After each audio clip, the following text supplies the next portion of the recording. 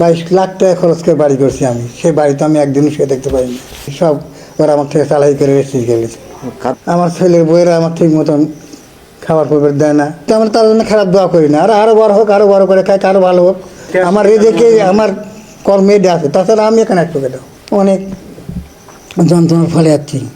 এই ভাতের মধ্যে জঙ্গল দেওয়া আছে, পানি ফেলালে আমি পানি ফেলালাম, জঙ্গল ফেলালাম, তোতা ফেলালাম, সারাদিন আমার বাড়ি থেকে আমারই দোষ। বইয়ের বাপের বাড়ি তো না, আমার বাড়ি তো, তারপরে আমারই দোষ, আমারই অপরাধ। এগুলো সহ্য করতে না পারে অনেক লোকে জিজ্ঞাসা করলাম, নিজের বাড়ি আলাদা করো, না হলে ওখানে যাও। এইভাবে এই জায়গাতে আসছি বাবা।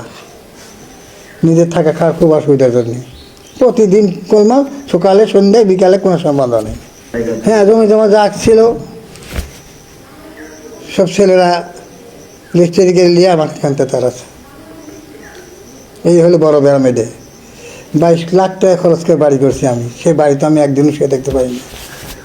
চাকরি করে টাকা নষ্ট করিনি তো, বাড়ি করছি, জমি জমা করেছি, সব ওরা আমার থেকে চালাই করে রেস্ট গেছে।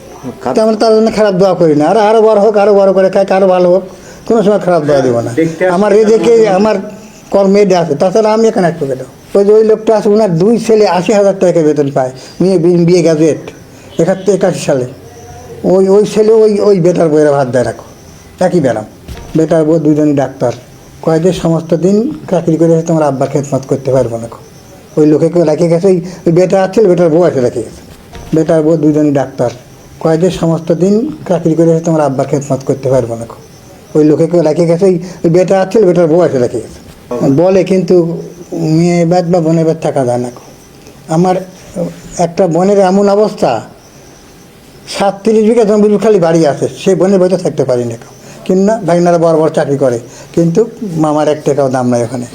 আগে যখন বৃদ্ধাশ্রম ছিল না, কোনো বড় লোকের বৈঠকখানায় কিংবা দোকান ঘরে কিংবা মসজিদ ঘরে কিংবা মাদ্রাসার বারান্দার সময় কাটাতে, আর যারা যারা সমর্থ ছিল তারা ঘর করছে। তো এখন তো সেই যুগ আর নাই। বৃদ্ধাশ্রম হয় অনেক মানুষ। আমরা তো আমার একটা ব্যবস্থা পথ বাসা লাগতো, হয় মসজিদে যাই, মাদ্রাসার যাই, আর ঘর একখান বান্ধি একটা কিছু করা লাগতো। কিন্তু এই বৃদ্ধাশ্রম থাকার জন্যে এর আগে আমরা দেখেছি বহু লোক এখানে ছিল। এই এক্ষুনি 4 জন মানুষ মরে গেল। আমরা সেই 2জন হিন্দু, 2জন হিন্দু হলো, 2জন পুরুষ আর 2জন মহিলা। এখানে আমরা আছি, মারা গেল।